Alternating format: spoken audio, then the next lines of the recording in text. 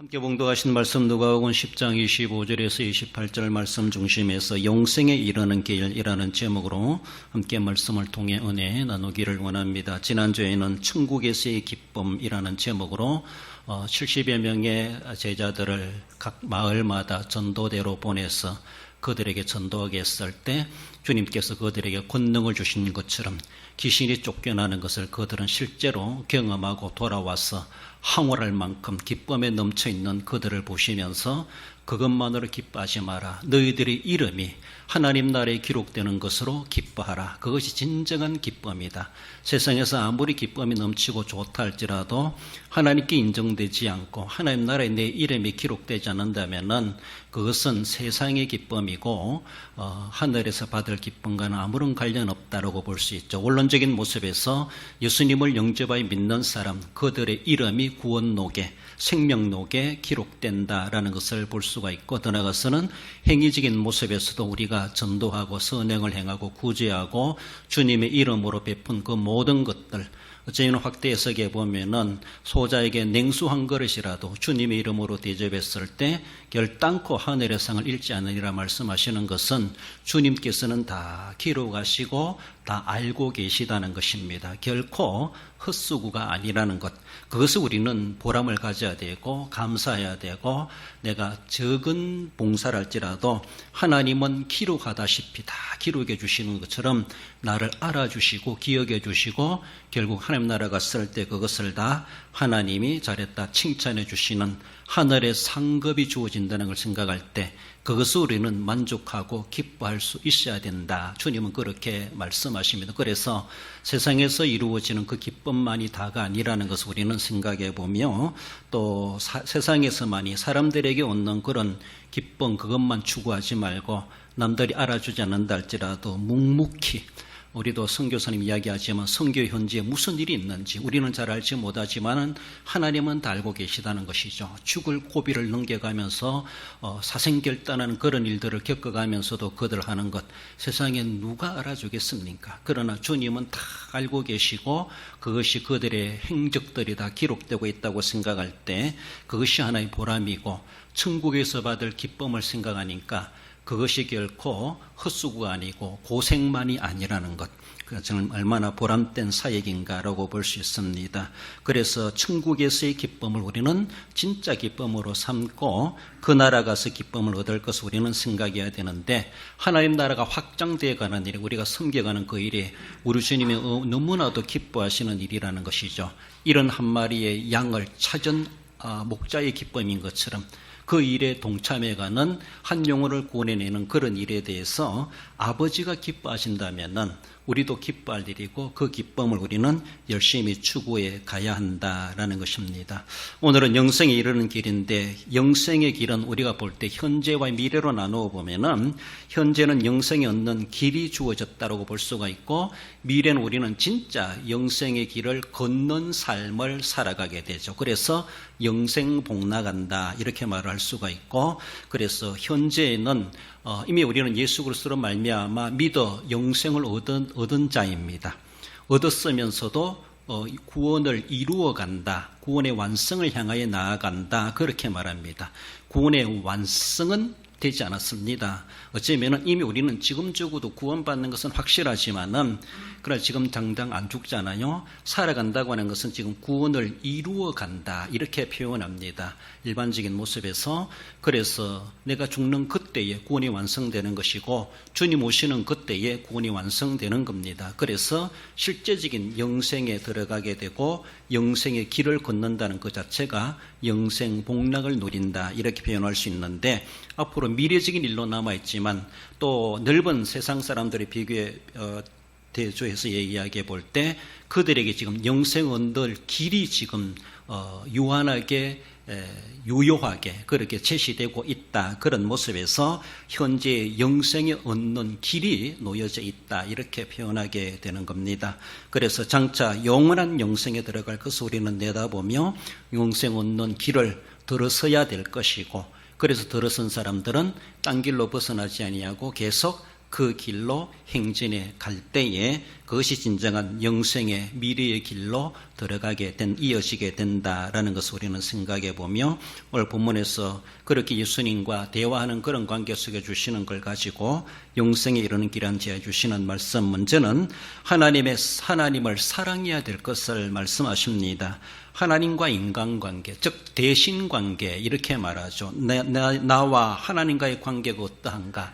하나님과의 관계에서 내가 어떻게 해야 될 것인가? 하나님을 사랑하라 그렇게 말씀하십니다.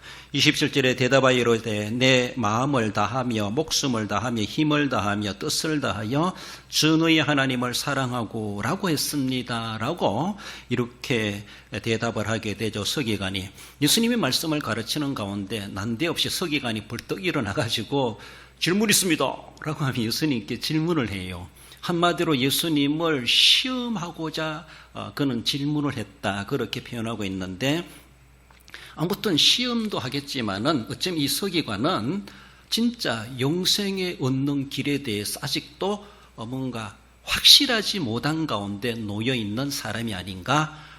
자기는 율법대로 산다고 하는데 영생에 확신이 없는 것처럼, 이래도 영생 받을 수 있을까? 영생에 들어갈 수 있을까? 아마 계속 그런 미혼적인 그런 믿음의 상태가 아니었겠는가. 실제로 그가 궁금해서 주님께 물어볼 수도 있고, 더 나아가서는 그가 어쩌면은 시험하기 위해서 예수님께 물었다 이렇게도 표현되는데, 아무튼 양면적인 다 내용이 있지 않겠는가 싶습니다. 예수님이 하나님 나라 영광에 대해서, 그래서 천국에서 기쁨을 우리는 추구해야 된다 이런 말씀으로 쭉 가르치고 있는데, 난데없이 서기관이 그 자리에 있었는지 거기서 예수님께 질문을 하게 됩니다. 신앙적이든 신학적이든 이렇게 뭔가 의문이 있으면은 질문하는 자세는 필요합니다. 시험하기 위해서 저 사람이 어떻게 대답하는가 보자 이렇게 실력 평가하듯이 그렇게 하려 하지 말고, 난처하게 만들기 위해서 일부러 그렇게 물을 하지 말고 뭔가 배우려고 하는 그런 자세 속에서 질문 있습니까? 묻지 않는다 할지라도 자기가 어쩌면은 질문할 줄 아는 것도 서로 주고받고 있는 그런 모습에서, 오늘 본문에서도 어쩌면 서기관이 예수님을 시험하기 위해서 질문하지만은 그 틈에 예수님께서 한 수를 가르쳐 주지 않습니까? 더불어 우리들도 배우게 되었어요. 그래요. 이단이 생겨나니까 이단을 반박하기 위한 진짜 복음에 대해서 또 말씀을 내놓는 거예요. 그래서 신학이 발전해 가는 거예요. 철학도 마찬가지예요. 반동 철학이다 그렇게 말하죠. 여기 의견이 딱 나오면은 이쪽에서 그것만 다가 아니다, 이것도 있다라고 하면 여기서 딱 치면서 딱 나와요. 이거 뭐 주장하면은 또 그것만이 다가 아니다, 여기서 반대쪽에서 딱 치면서 또 다른 주장을 내세워요. 그러니까 반동이라는 반동. 이쪽에서 주장하면은 또 이쪽에서 주장하고, 이러면서 철학이 발전해 가고 학문이 발전해 가고, 더 나아가서는 신학도 발전해 갑니다.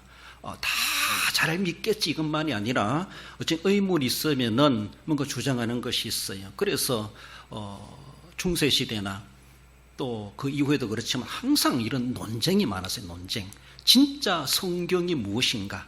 성경의 가르침이 무엇인가? 어거스틴 시대나 이후에 사도 이후 시대 보면 상당히 논쟁이 많아요. 신학이 정립 안 됐을 때는.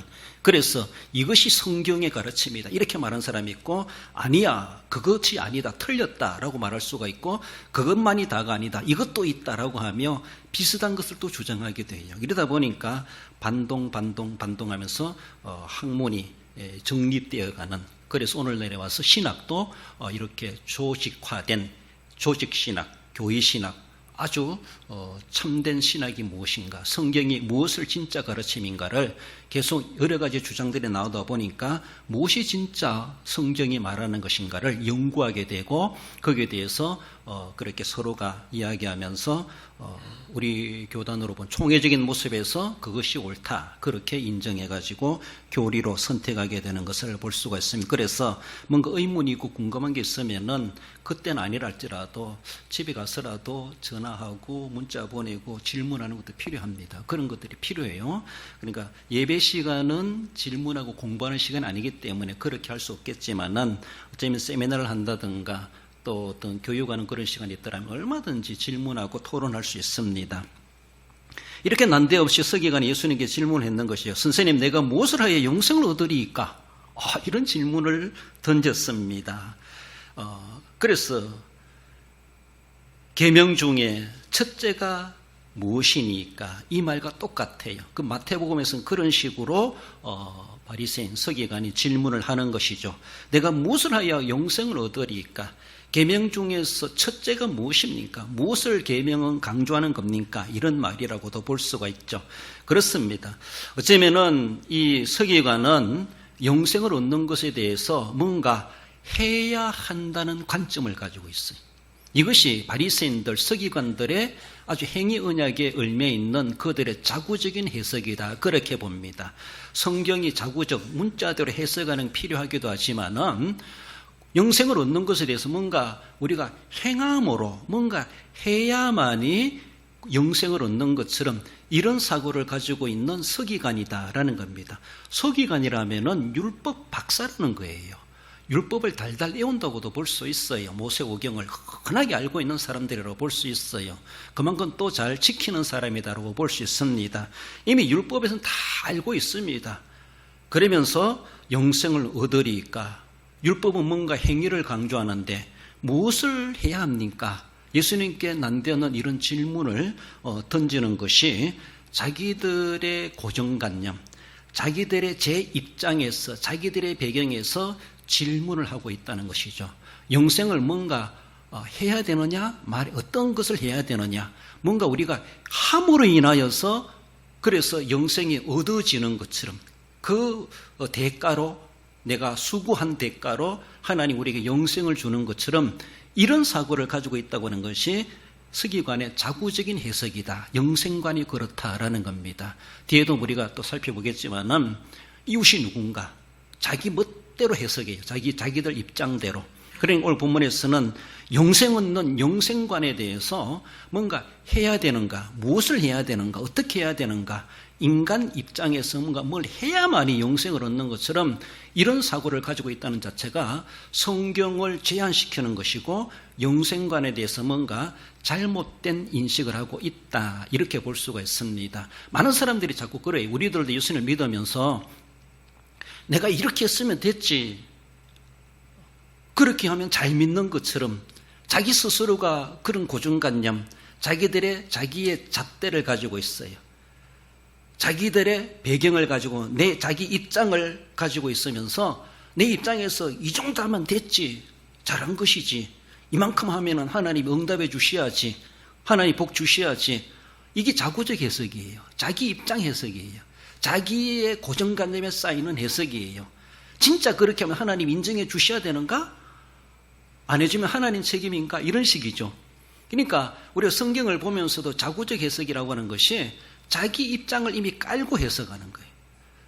자기의 입장을 이미 전제해놓고 그거를 인정해 달라는 것이죠. 내 입장이 그러하니까, 내 사정이 그러하니까 나는 이런 문화권이 있으니까, 난 이런 사정을 가지고 있으니까 그 사정에서 이 정도 했으면 됐지요 라고 하며, 그래서 자기는 최선을 다했고 나는 믿음이 좋고 하나님 앞에 할 만큼 했다, 이런 식으로, 그런 식으로. 어떻게 보면 오늘 본문의 서기관도 행위적인 모습에서 자기는 율법을 잘 알고 있는 것처럼 정말로 철저하게 했는 것 같아요. 했지만은 그 질문의 의도 속에는 시험이 또 있지만은 자기의 불확실한, 영생에 대한 불확실한 그것을 뭔가 해결해 보고 싶어 하는 그것도 있다라고 볼 수가 있습니다. 아무리 행해봤지만은 만족함이 없다는 것이죠. 확신이 없다는 것이죠. 그러니까 자구적 해석, 자구적 영생관을 가지고 있다 보니까 만족함이 없어요. 세상에 그 무엇으로 우리가 하나님이 주시는 신비로운 은혜를 우리가 만족하게 누릴 수 있겠습니까? 간단히 말한다면 믿음으로 하나님의 은혜로 주어지는 것인데, 하나님이 주셔야만이 받는 것인데, 내가 열심히 노력하면은 그저 얻어지는 것처럼, 그 대가로 내가 받는 것처럼 이런 식으로 생각하니까 서기관은 뭔가 많이 했음에도 불구하고, 누구보다 철저하게 지켰음에도 불구하고 영생에 대한 확신이 없는 이런 모습이 그러하다라는 것이, 뭔가 그러면은 확신이 없고 뭔가 확답이 없다라면은 내 과정에 뭔가 문제가 있는 것은 아닌가, 어떤 과정에서 문제가 있었기 때문에 여기 와서 사고가 나는 것이고 오발탄이 나는 것이고 성공하지 못하는 일이 될 수가 있습니다. 다 역추정에 가다 보면은 어딘가가 뭔가가 오타가 났든지 뭔가 나사가 풀려 있든지 뭔가 거기에 미스가 잘못되어 있든지 있습니다. 그건 다 무시해버리고 난 이만큼 했는데요 라고 하며 영생을 달라는 식으로 영생을 당연히 줘야 되는 것처럼 받아야 되는 것처럼 그런 식으로 믿는 것은 우리 하나님 앞에 도리어 하나님의 은혜에 대해서 하나님의 영생의 복에 대해서 우리는 어쩌면은 도리어 불신하는 것이고 하나님의 주권이 아니라 자기 주권을 내세우는 하나님의 주권 위에 자기가 앉아있는 거나 다를 바가 없는 엄청난 불경스러운 제도된 수준이라는 것을 우리는 우려할 수 있어야 할 것입니다. 그렇습니다. 어쩌면은 이 서기관들 바리새인들 그들은 손목이나 또 어쩌면 더는 이마에 이런데 그들은 중요한 성경 구절을 이렇게 차고 다닌대요. 그래서 아마 예수님이 서기관을 딱 보면서 그의 손목에 뭘 차고 있다면 그것을 보면서 예수님이 말씀하지 않으셨겠는가 그렇게 어떤 성경할 때는 그렇게 말씀하시더라고요. 그렇습니다. 네가 그래 차고 있는 게 뭐냐? 네 이마에 그렇게 담고 있는 게 뭐냐? 네가 달달 애고 있는 계명이 무엇이냐? 이미 그것을 쳐다보시면서 그것을 이미 눈 맞춰 가시면서 주님이 말씀하시지 않았겠는가 싶습니다. 율법에 무엇이라 기록되었으면 내가 어떻게 하느냐? 주님이 그렇게 물으십니다. 그렇습니다. 너가 차고 있는 것이 무엇이냐? 뭔가 경문을 차고 있어요. 있음에도 불구하고 그게 뭐라 기록되어 있느냐? 너 성경 잘 알지 않느냐? 주님은 그렇게 물으시는 것이죠. 그래서 서기관이 그렇게 대답하는 것이죠. 내 마음을 다하고 힘을 다하고 뜻을 다하여 사랑하라고 했습니다. 예수님이 그 대답을 아주 칭찬해 주십니다. 매우 옳은 답이었다라고 주님은 칭찬해 주십니다. 그렇습니다. 신명기 6장 5절을 그 인용해서 대답하는 것이죠. 10계명의 전반부가 대신관계입니다. 하나님을 1계명에서 4계명까지 그렇게 사랑하라. 오직 하나님의 사랑의 관점에서 하나님만을 섬기라. 다른 신을 두지 말라. 안식일을 거룩하게 지키라. 이를 망령되이 이기지 말라. 여러 가지 모습으로 말씀해 주시죠. 하나님을 사랑한다라면은 딴 데 눈 돌릴 수 없다는 것이죠. 하나님의 나를 귀중하게 여긴다는 것이죠. 하나님을 철저하게 유일신앙관을 가지고 섬긴다는 것이죠. 하나님을 사랑하고 저것도 사랑하는 것이 아니라 일편단심, 오직 하나님만을 사랑하는 하나님과의 관계, 대신관계, 나와 하나님과의 관계가 어떠한가, 이런 모습 속에서 내가 힘을 다하여 뜻을 다하여 마음을 다하여 하나님을 사랑하고 있는가. 그런데 우리가 다 한다는 게 뭐예요? 다 한다는 게, 이 율법학자 이 사람은 제가 다 지켰습니다 라고 말할지 모르지만은 이 다라고 하는 것이 또 이것도 자구적 해석이라, 내가 이만큼 했으면 다 한 것이지. 우리는 자꾸 이런 신앙생활을 해요. 하나님이 그걸 다라고, 내가 다라고 말하는 만큼 하나님도 그래 다 했다라고 인정해 주시면 됐죠. 그러나 하나님이 나는 다 했습니다 라고 하지만 너는 요거밖에 아직도 못했어 하면 어떡할 거예요? 그렇잖아요. 엄청난 문제잖아요. 그러니까 자구적 해석이라, 내가 다 지켰는데요. 뭘 지키기는? 그거 다 지켰으면서도 영생의 확신이 없어? 하나님에 대한 그러한 하나님의 은혜에 대한 뭔가 감동이 없고, 우리로 보면 성령의 충만한 거 열정이 없어. 뭔가 확신 없는 삶을 살아가는, 불확실한 삶을 살아갈 수 있을까? 이런 모습. 우리 믿음 생활을 하면서도 자꾸 자기의 기준을 가지고 이만큼은 됐다. 엄청난 두려운 일입니다. 어쩌면은 믿어도 하나님 앞에 인정받지 못하는 믿음일 수 있습니다. 그렇습니다. 학교에 가면은 성적에 보면 60점 이하 되면은 과락점수예요. 59점 맞아도 낙방이에요.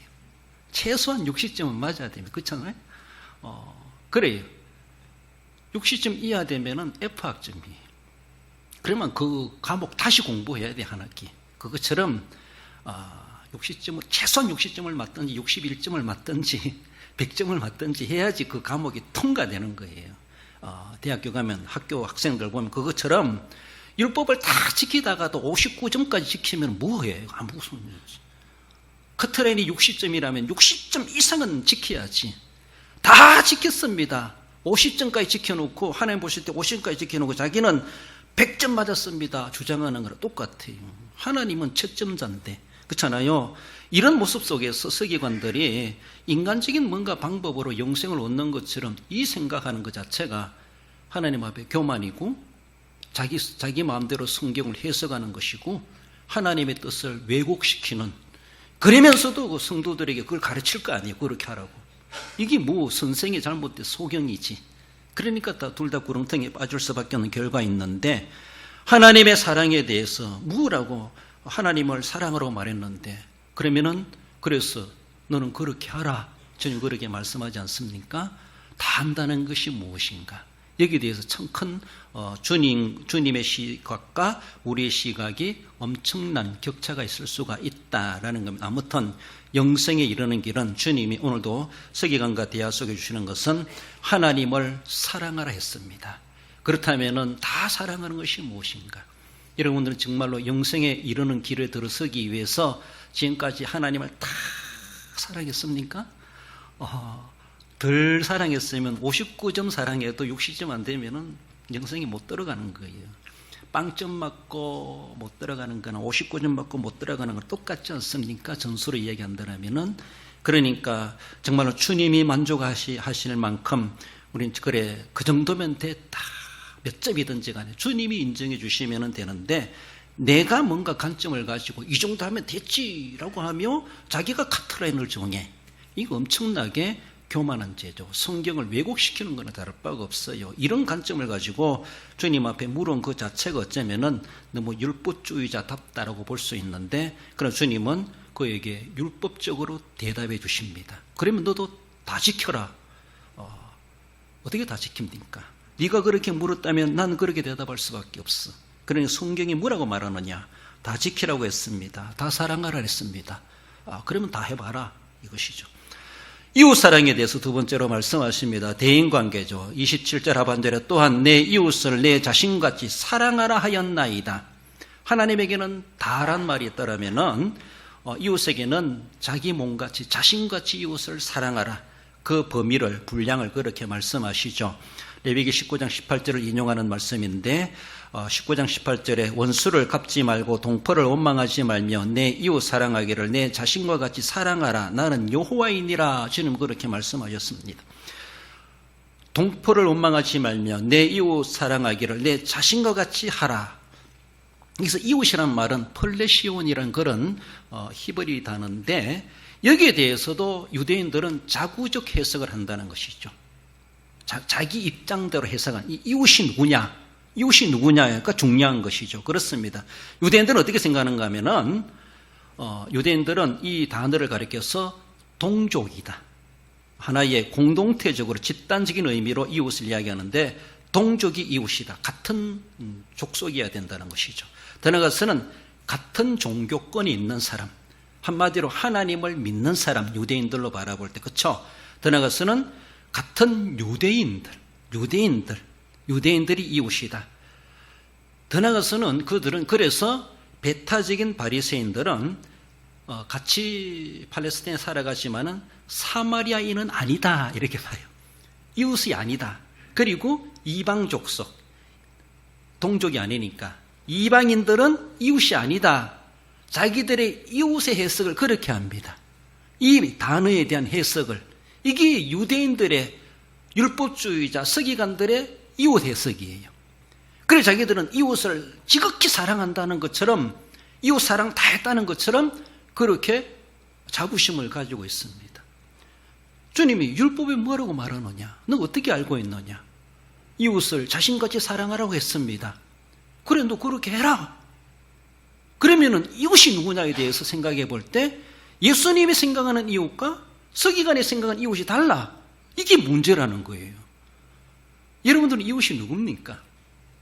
오늘 예수님이 뒤에도 이제 선한 사마리아 사람의 이야기를 이어서 해주시는데, 아마 이웃에 대한 우리 그리스도인들, 기독교인들의 행동 반경을 넓혀주시는 우리의 고정관념, 우리의 이웃의 개념을 깨뜨리게 하시고 정말 좀 더 폭넓게 관점을 갖도록 해주시기 위한 이어지는 내용이라고 볼 수 있는데, 오늘 본문은 그것까지 아닙니다만은 이웃에 대해서 이 유대인들, 바리새인들, 이 서기관들은 자구적 해석을 하는 거예요. 자구적 해석.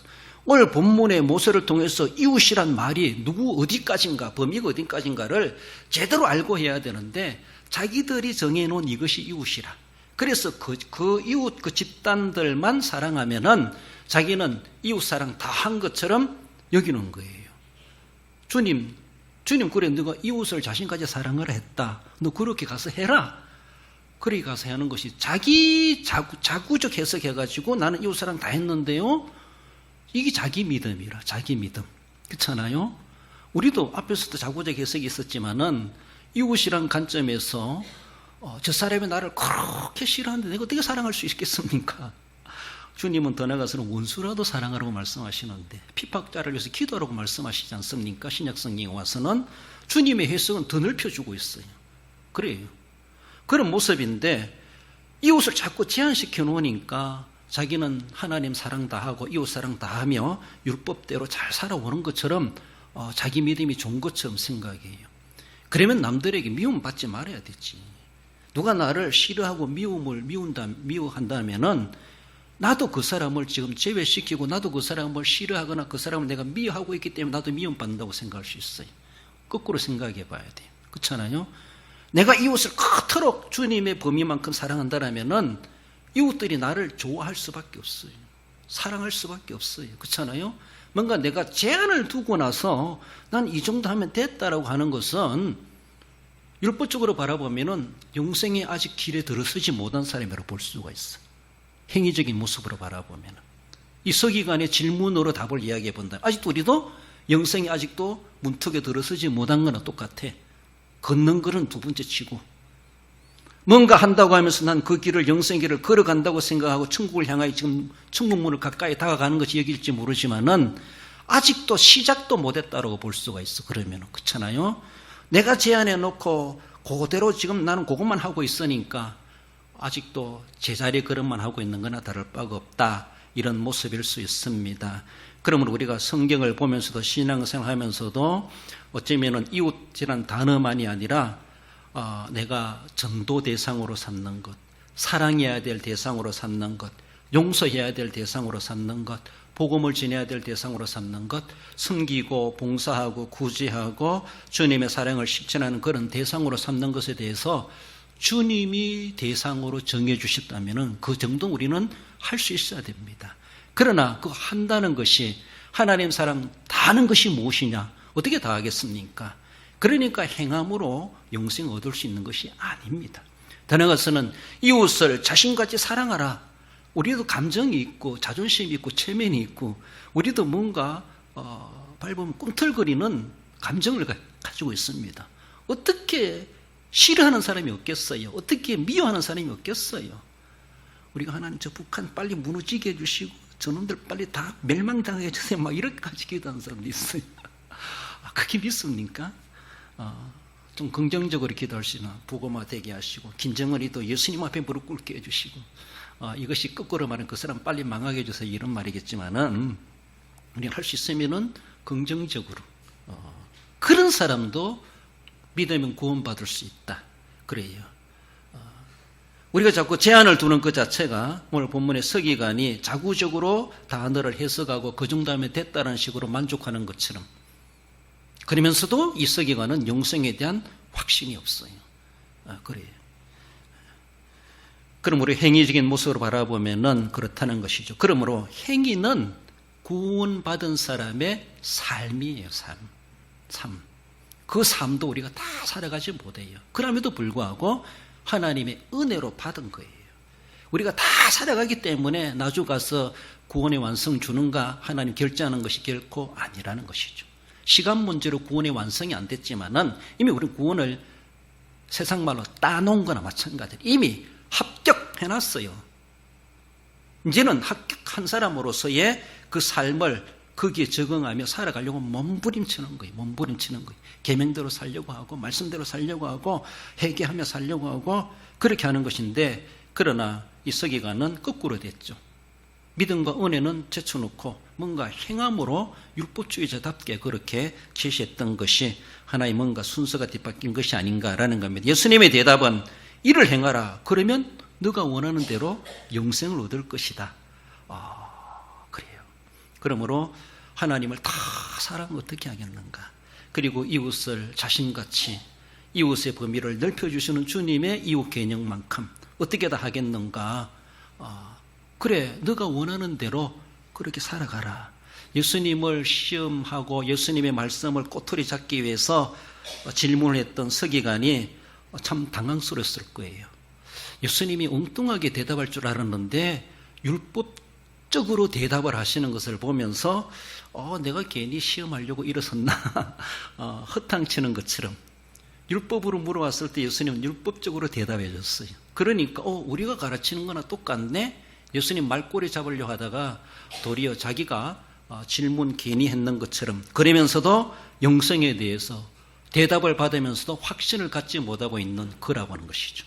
어떻게 예수님이 좀 더 그거를 긍휼히 여기셨더라면은 정말 행위 구원이 아니라 하나님의 은혜 구원, 은혜로 구원받는 것이다. 오늘 우리가 믿는 것처럼 그것까지도 한 수 더 진일보할 수 있도록 가르쳐 주시지 않았겠는가라고 싶습니다. 그럼 율법을 칵칵 찌들어 있는 사람 안에는 하나님의 은혜를 가르쳐 본들 거기에서 벗어나지 못하는 그런 모습일 수 있고, 준다 할지라도 개나 돼지에게 진주를 던지는 것은 다를 바가 없기 때문에 그 수준으로 주님은 그 사람에게는 가르치지 않았겠는가 싶기도 합니다. 그러나 기 있는 자는 들을 자에게는, 기 있는 자에게는 주님은 말씀을 가르치시기도 하죠. 제자들은 더 깊이 있게 말씀을 가르치시기도 하죠. 주님 말씀을 들으면서 이해 잘하는 하나님, 나 잘 모르겠습니다. 내게 좀 더 깊이 있게 깨우쳐 주시옵소서. 예수님이 씨 뿌리는 비유로 사람들에게 말씀하셨지만은 제자들을 모아놓고는 씨 뿌리는 비유가 무엇인지 아니? 길가밭이 무엇인지 아니? 돌밭이 무엇인지 아니? 그걸 주님이 더 세세하게 배워야 될 자들은 가르치신 것처럼 그렇습니다. 주님 앞에 그런 말씀에 대한 욕구를 우리는 가질 필요가 있습니다. 그래서 율법으로 물은 그에게 그래 그대로 해라. 율법적으로 살아라. 그러나 그는 율법적으로 구원받을 자가 아무도 없다는 것을 그도 율법주의자 서기관도 실감하지 않았겠는가. 결국은 주님을 계속 따라갔다라면은 그는 믿음으로 구원받는다는 것을 알게 되지 않았겠는가 싶습니다. 요한복음 3장 16절 읽어봅시다. 하나님이 세상을 이처럼 사랑하사 독생자를 주셨으니 이는 그를 믿는 자마다 멸망하지 않고 영생을 얻게 하려 하심이라. 할렐루야. 서기관이 이 비밀을 몰랐다는 것이죠. 우리는 이미 다 알고 있잖아요. 너무나 쉬운 말씀이긴 한데 아직도 시간적으로 볼 때 서기관은 이런 구절의 말씀을 들을 그런 계시의 전진송에서 그 전에 있다 보니까 율법적으로만 그런 생각했고 율법적으로 구원받을 길이 있는 것처럼 아무리 하나님을 다 사랑한다 할지 어떻게 다 사랑하겠습니까? 이웃을 다 자기같이 사랑한다고 하시면 어떻게 다 사랑하겠습니까? 이것이 인간의 한계라는 것을 알고 그래서 우리가 아무리 해도 인간의 힘으로는 구원받을 수 없구나. 하나님이 우리를 사랑하사 독생자를 주셨으니 믿음으로 하나님의 은혜로 구원받았으니 너에게서 난 것이 아니라 하나님께서 주셨다라고 말씀해 주시는 것처럼 에베소서 주시는 말씀처럼 우리는 전체로 하나님의 은혜로 구원받고 그래서 우리가 자랑할 것이 없이 도리어 내가 예수님 믿어 구원받은 사실에 우리는 감사할 수밖에 없고 그 은혜 감격하여서 말씀대로 율법대로 하나님을 사랑하려고 이웃을 자신같이 사랑하려고 몸부림치며 그래야지 못한 것을 또 회개하며 하나님 앞에 늘 은혜를 갈구하고 은혜 받아 믿음을 지켜가고자 하는 것이 오늘의 우리의 올바른 믿음의 생활 또 영생 얻은 자의 삶이라고 하는 것을 알 수가 있습니다. 그렇습니다. 예수님께서 우리를 위해서 십자가에 달려 피로 돌아가신 것 그 사실을 믿는 것이 믿음이 오직 예수님만이 우리의 영생의 중보자이시고 유일한 구세주이심을 믿는 것 독생자를 주셨으니 그를 믿는 자마다 멸망하지 않고 영생을 얻게 하려 하심이라. 이 믿음의 비밀을 우리는 가지고 영생의 확신을 가지고 내가 지금 죽어도 나는 천국 간다. 이 구원의 확신을 가지고 흔들림 없이 믿음생활 굳건하게 감당해가고 진짜 구원의 감격이 있는 사람은 이 율법주의자 대답인 것처럼 하나님을 그렇게 사랑하려고 몸부림칠 수밖에 없고 이웃을 자신같이 사랑하려고 몸부림치게 되어져 있다라는 것을 기억하며 하나님을 그토록 사랑하려고 하는 마음이 없거나 이웃에 대해서 자꾸 사랑하지 않고 반대적인 감정이 든다라면은 내가 구원받지 못한 건 아닌가 이렇게도 우려해 보면서 구원의 확신이 있고 영생의 확신이 있다라면은 위로 하나님을 향하여 이웃을 향하여 분명하게 사랑으로 뜨거워지게 된다는 것이 당연한 반응이 아니겠는가. 긍휼히 여길 자를 긍휼히 여기고 용서할 자를 용서하는 것이 지극히 구원받은 자의 반응이요 삶이라는 것을 기억하십시다. 결론적으로 읽어봅시다. 영생의 길을 열어주시고 영생의 길을 열어주시고 예수 그리스도를 믿어 영생 얻게 하신 은혜를 기억하여 온 맘 다하여 하나님을 사랑하고 이웃을 자신같이 사랑하기를 계속하여 영생의 길을 가는 성도가 됩니다. 그렇습니다. 우리는 믿어 이미 은혜로 구원받은 사실을 알고 영생의 길에 우리 들어선 자로서 영생의 길에 낙심하지 아니하고 생명 다하는 그날까지 주님 오시는 그날까지 그 영생의 길을 행진해 가시고 영생의 완성을 보는 그날까지 끝까지 믿음으로 하나님 사랑, 이웃 사랑을 실천하며 영생 얻은 자로서의 삶을 기꺼이 하나님 앞에 부끄럼 없이 감당해 가시고 구원의 확신과 영생의 확신을 가지고 살아가시는 우리 모든 성도 여러분들 되시기를 주님의 이름으로 축원드립니다.